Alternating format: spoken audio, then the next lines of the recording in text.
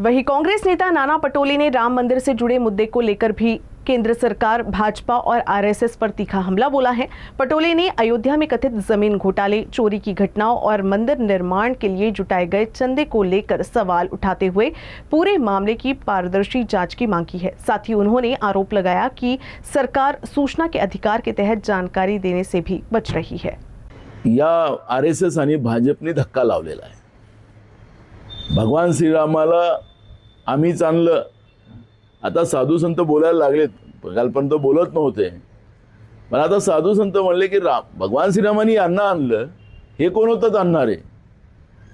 म्हणजे भगवान श्रीरामाला आणणारी हेच, त्यांचा मंदिर बनवणारे हेच म्हणजे नरेंद्र मोदी, आणि त्याच्यानंतर त्याची पूजा करणारे नरेंद्र मोदी, आणि त्याच्यानंतर ते आरटीआयच्या बाहेर ठेवण्याचं काम नरेंद्र मोदी त्यांनीच ठेवलं।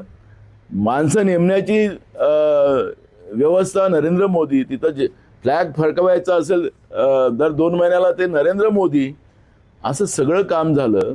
आणि सीसीटीव्ही फुटेजमध्ये 40 दिवसात 70दा चोरी करताना आपण त्या ठिकाणी पाहतो आहे। माध्यमाच्या माध्यमातून आपल्याला ते दिसते आहे।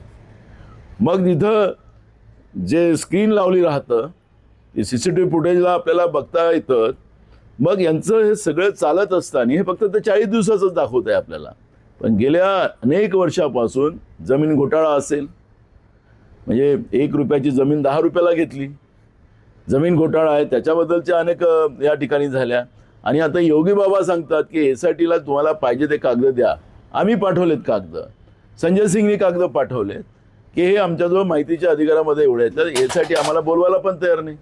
म्हणजे माध्यमात बोलायचं की आम्ही तयार आहोत प्रत्येक गोष्टीला, पण हे पाप लपवण्यासाठी लागले। एसआयटी हे फक्त त्यांच्या लोकांसाठी वाचवायची झालेली आहे। अशा परिस्थितीत राज्य सरकार म्हणजे केंद्र सरकार आणि उत्तर प्रदेशचं सरकार, हे भाजपचं सरकार, हे त्याला जबाबदार आहे। आरएसएस त्याला जबाबदार आहे, कारण की आरएसएसचेच लोक त्याच्यामध्ये होते।